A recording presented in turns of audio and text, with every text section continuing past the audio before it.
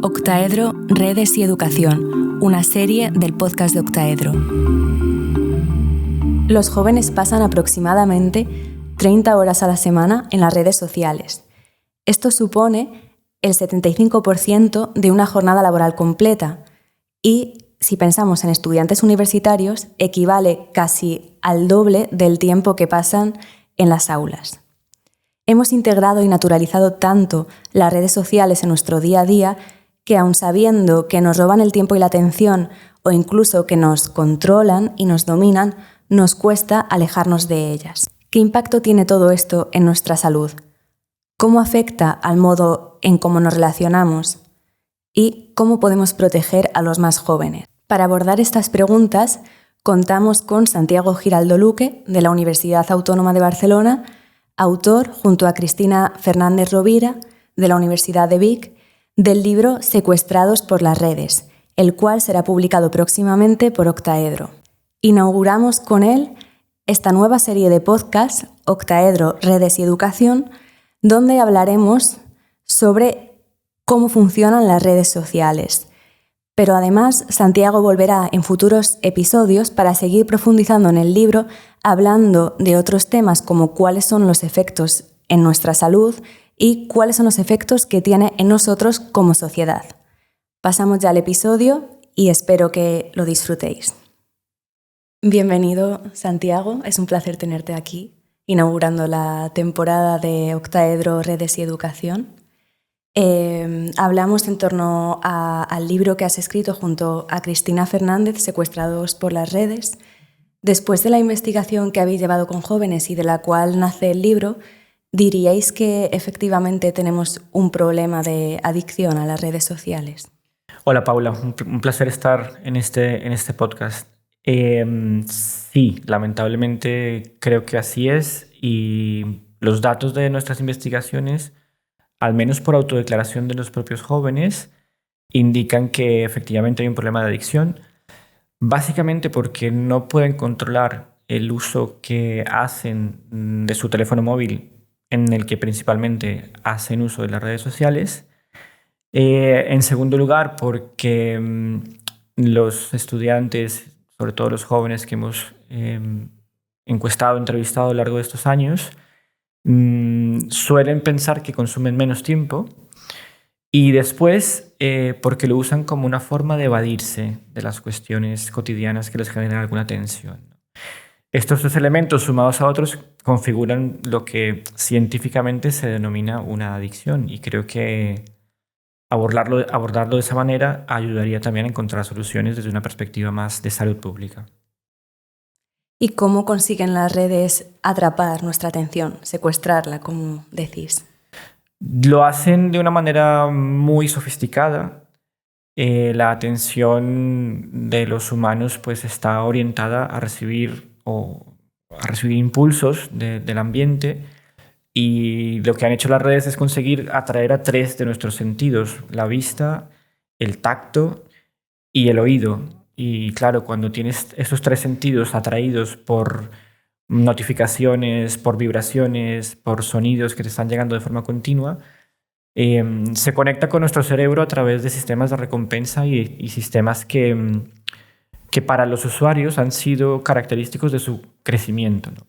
Entonces, cuando los estudiantes, los jóvenes, incluso los niños, comienzan a acceder a las redes, estas notificaciones se vuelven muy significativas.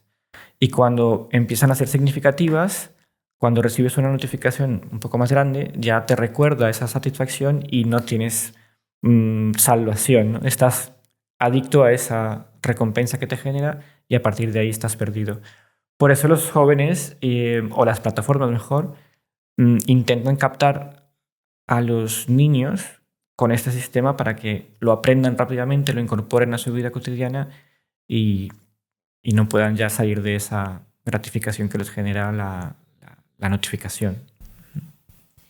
En esta misma línea, habláis en el libro de cómo las plataformas en las que pasamos, la mayoría de plataformas en las que estamos en Internet, intentan concentrar la distracción, minimizar la atención al mínimo, a unos segundos. Por compartir algunos datos que recogéis en el libro, En Instagram, por ejemplo, en un minuto podemos ver de media 28 publicaciones, en 3 minutos 84, y en cada publicación estamos una media de 2,14 segundos. ¿Por qué ocurre esto de que nuestra atención sea el valor más anhelado de las grandes plataformas? Sí, realmente más que la atención lo que se concentra, como decías, es la distracción. Lo importante es que pasemos más tiempo en las plataformas y no nos vayamos a otra. La atención humana funciona como un ciclo. Efectivamente, pues tiene un punto de inicio, un punto álgido y luego empieza a bajar, ¿no? Y lo que hacen las redes es generar pequeños ciclos de atención constantemente para que no te aburras nunca, ¿no?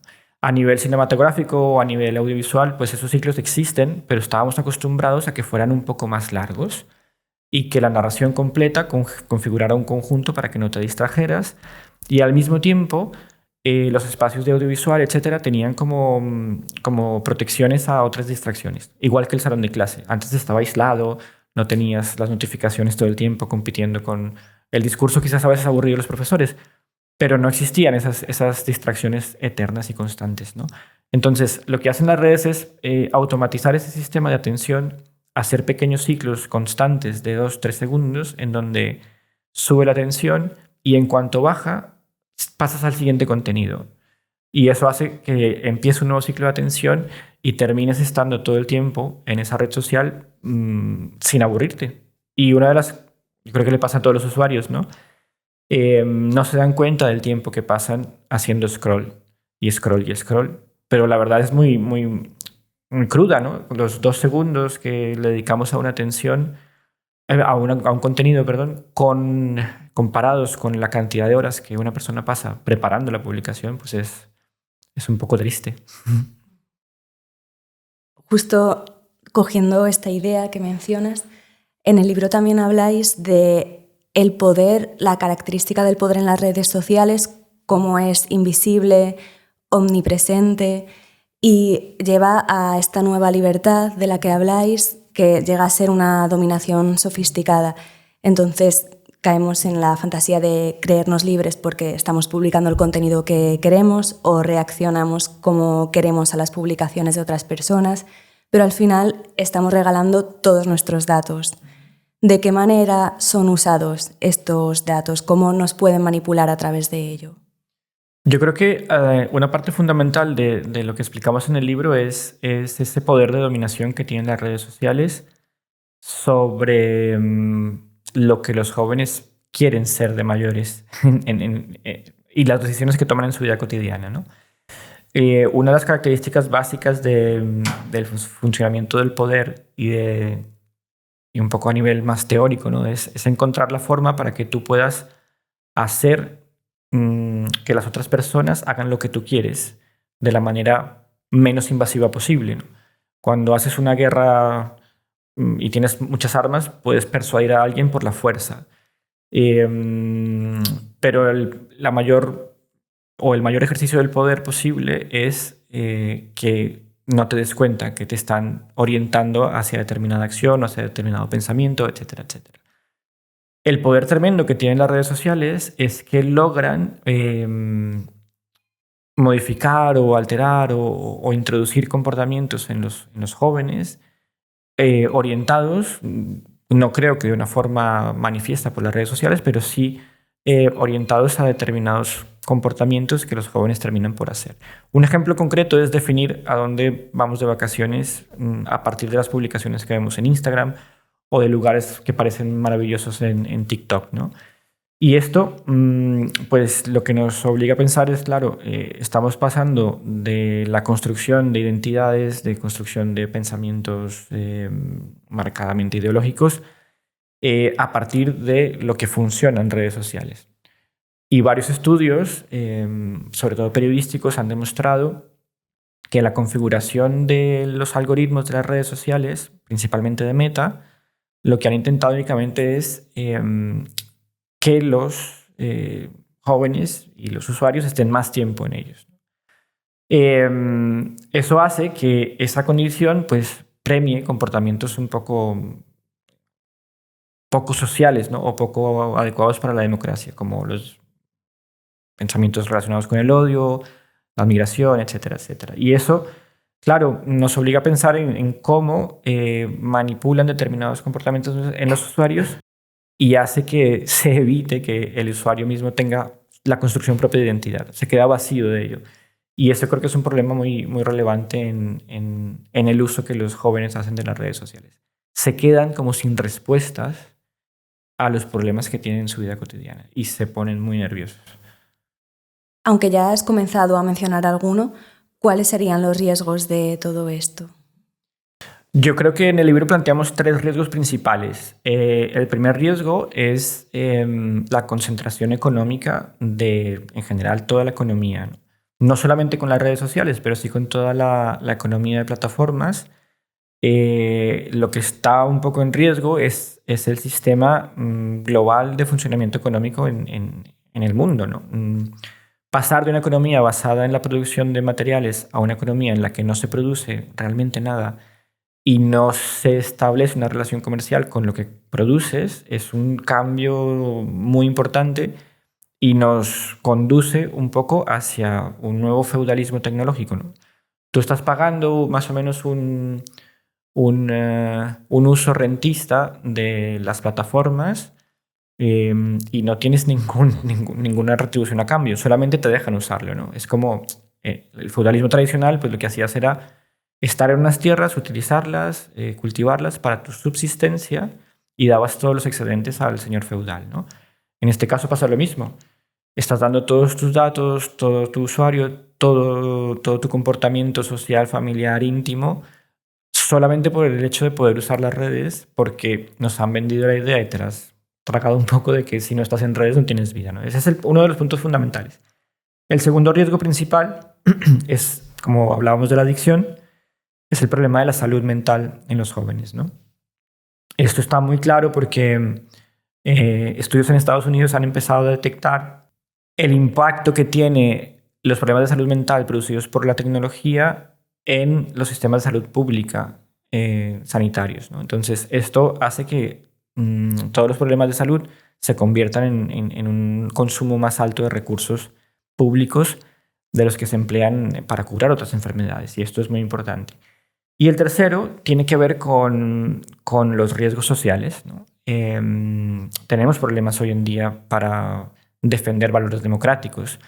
Se pone en duda, por ejemplo, las estructuras propias de la democracia en función de la libertad de expresión, ¿no? Y la pregunta que hacemos ahora es, bueno, pero si no tenemos democracia, no podríamos satisfacer ningún tipo de derechos de expresión ni derecho a libre información, ¿no? Entonces, cuando desde las redes sociales se ponen en riesgo esos valores democráticos que les han permitido construirse como empresas, por ejemplo, hay un riesgo social relevante.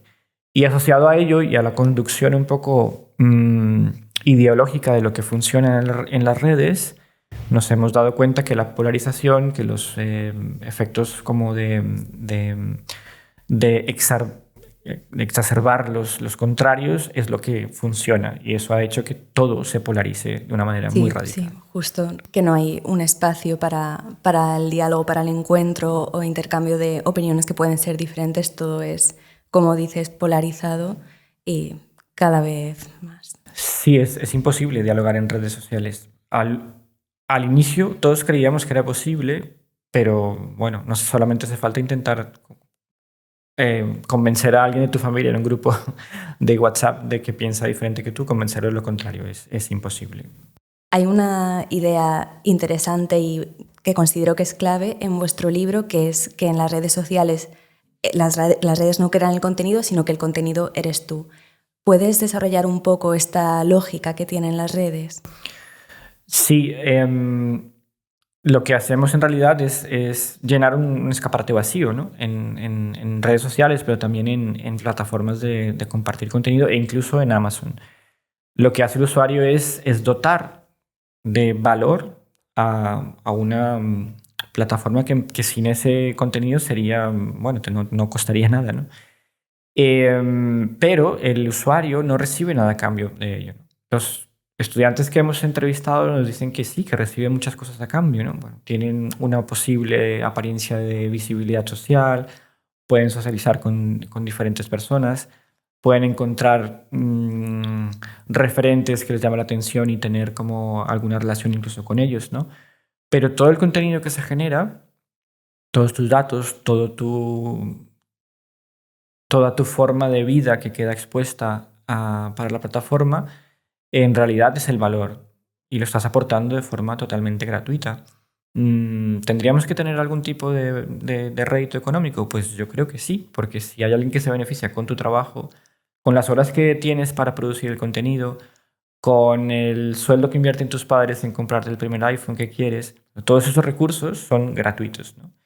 Y al mismo tiempo, si tú creas el contenido y quieres hacerlo de forma profesional y más o menos tienes éxito, de esas pocas personas que tienen éxito en redes sociales a través de esos contenidos, no tienes ningún sistema que te proteja dentro del mismo imperio económico del que hablábamos antes. No estás contratado legalmente, no tienes un seguro de desempleo, las cosas que tienes y que a través de las cuales produces el contenido son tuyas, no son de la empresa, ¿no? Todas te las has comprado tú, con lo cual las redes sociales pues viven muy felices, no tienen ningún gasto.